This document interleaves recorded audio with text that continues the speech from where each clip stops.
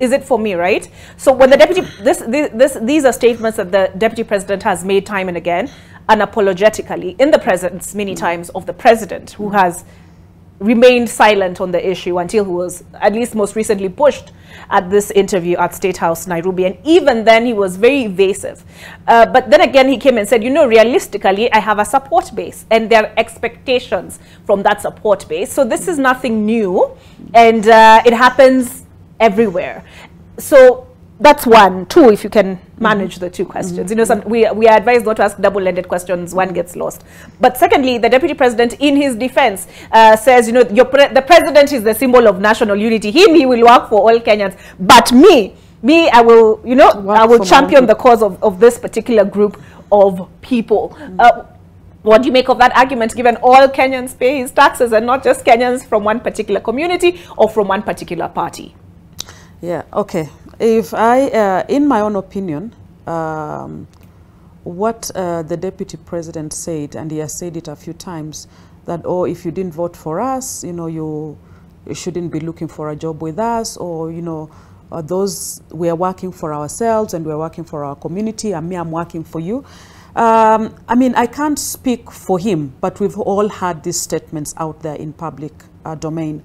And in my opinion, I feel that it's not fair, because even as the Kenya Kwanza government in itself, it's not that one specific tribe is the one that led the coalition to a win.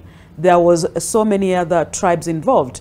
And so we should embrace all the tribes as equal. So if I go to my region and I talk about my regional people and I say, you are the people that voted, so you deserve more than this, that disenfranchises the other regions. And I feel that is a little bit a kind of a reckless statement to make, because it disenfranchises other communities, even those within the Kenya Kwanza coalition. So there are those that will feel that, okay, we played a role, but is not equally important as what he purports.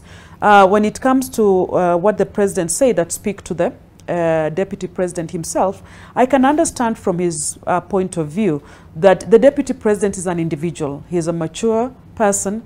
He is leading the second highest office in the country, in the land. And we remember what happened in the past 10 years, the fallout between the president and the deputy president. So I don't think the president wants to get into a situation where the doubting Thomases start building stories about the relationship between the president and the deputy president. He wants that to remain as smooth as it is, so that they can work well for Kenyans and deliver the services that they promise to the Kenyans. The question on the table is, you know, the appointments, as it were. But, you know, Kenyans as well as individuals, we want to have our cake and eat it. When it comes to the elections, the frenzy of the political campaigns, everybody shells off and goes into the cocoon of their tribe. I have 500 Luyas, I have 500 Luos, or I have Kisis. Kisis will vote for me. No, Merus will vote for me. You know, we walk up with our wings high up, claiming off of our tribes, right? But now it comes to the other end of the coin, and you no longer want to be tribal. You want everything to be balanced. We can't have our cake, bake it, and eat it. We have to choose.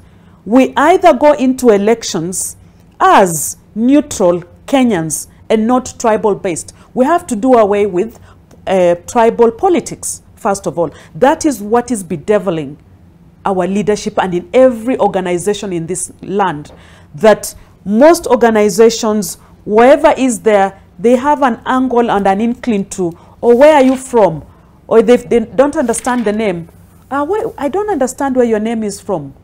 You know, should that be a factor in employment? Should that be a factor in appointment? Should that be a factor in business dealings? It shouldn't be. And You mentioned, Vivian mentioned the Generation Z. Actually, personally, I like the Generation Z. You know why?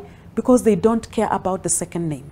Actually thought the same thing, because I'm like, a lot of them are a product of intermarriage. Yes. So maybe they don't use their last names, all this, because for them, they don't think about a no, they don't think about, it's, you know, when you see them in a group, you will never understand who comes from where. They are a group of young people happy to be together, enjoy each other, and love each other neutrally, devoid of their tribal affiliations. Okay. So it is a situation that we as Kenyans, as we talk, as we criticize the government, as we criticize the president, you as an individual, are you tribal in yourself?